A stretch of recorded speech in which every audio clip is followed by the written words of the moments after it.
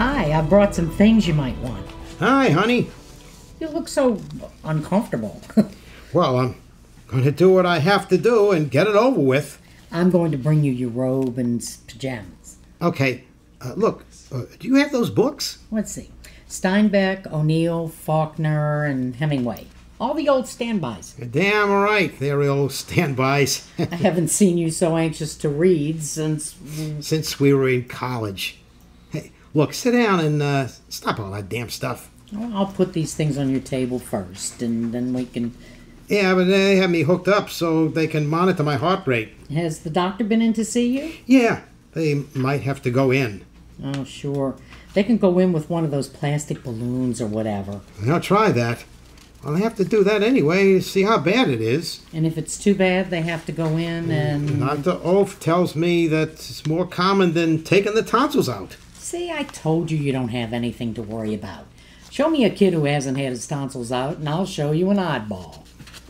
So, if you're an old man like me, you're an oddball if you haven't had a bypass. Oaf was in to see me along with a million other doctors. They all tell me the same thing. My stress test was lousy. The next step is this angiogram exploratory thing with the balloon. But they're just betting on having to do a bypass. You been doing any painting? Why do you always ask me that? What time does a teacher have to paint? Have you been writing lately? It was hard enough to find some time to write when I was employed. Well, I don't have very much time either. Anyway, I was never much of a painter. Oh, that's not true. You may know literature, but who said you know the plastic arts? You're right about that. As for the writing, there's never a day when I don't think about it. But thinking about it and doing it are two different things. Oh, Sal, can you ever forgive me? Why should you ask my forgiveness? A man never had a better wife. But if you hadn't married me... Oh, Karen, you're a kick. You really think that if we hadn't gotten married that I would be another Hemingway or Faulkner? I always had faith in your ability to write. Do you remember when you had that short story published? It was published in the campus magazine. We were both 20 years old. Now, the only thing I regret is not using my time more wisely. Of course, I had to support my family, be a husband to you and a father to David and Jenny, but I still could have made better use of my time. Well, maybe you could have made better use of your time before. Before I was fired. Why don't you say it? Because you'll just get yourself all excited. And Hey, if there's one thing I'm not going to do, it's have a heart attack over that bastard Crenshaw. I've often thought that if I was somewhere where Crenshaw was, I would have to excuse myself. Of course, I'd never seen the son of a bitch, and there are a million guys named Crenshaw. Well, you weren't the only one he let go. Does that make everything easier? Well, but what's the use of brooding over it? I'm brooding over it because one day I was an accountant, and the next day I'm temporary help for every business in the city whose accountant is on chicken soup and antibiotics. And I'm a library associate on the weekend because I'm trying to come close to what I was making before. And if your hospital plan at school didn't carry me, we'd be in a hell of a fix. Nobody should have been let go. Not when a corporation's making the profits Blinkley certified public accountants was making. They don't realize you can't keep firing workers and expect them to be consumers. I don't know what the hell bastards like that Crenshaw do with their money. I've never seen a hearse pulling a U-Haul. They invest their excessive profits in retirement plans that make workers gamble on a lucrative retirement versus unemployment in their working years. Say nothing of the fact that it polarizes them from their working children.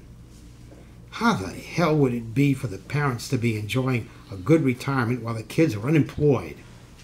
And all because the people who are investing this money feel they have to make a fortune every day. David called before I left the house. How's he doing? He's taking exams next week. I'll have to tell him about all this shit. You tell him that it's really not dangerous. That if they go in there and have those valves rerouted, tell him not to worry. His exams are too important. You're his father, Sal. He's bound to worry. All right. Tell him to go work out. Work out till he's tired as hell.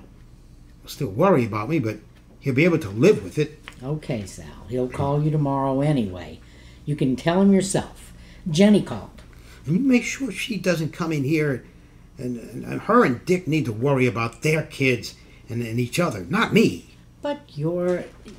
I know, honey. I'm their father, but you tell her. I'll tell her not to worry. That's right. Whatever they do, the doctors say the odds are in my favor. Oh, I'm all right. Somebody said, what doesn't kill me makes me stronger. Can't remember who in the hell said that. Nietzsche. Huh? It was Nietzsche. It was Nietzsche. Karen, would you like to have been an artist? If you don't mind me bringing up the subject again. You're lucky. You don't have a roommate yet. I'm trying to find out if my till death do we part roommate would still like to be a painter. Yeah, but I'm not like you. I just need to make better use of my time. And I'm not really talented. Not like the way you can write. We were an artsy, crafty couple, weren't we? Yeah, your family thought we were both crazy. And when I brought you home, an Italian Yankee Catholic who wanted to be a writer. They thought the angel Gabriel was about to blow his horn for the last roundup. I wonder what the son of a bitch Crenshaw is doing tonight.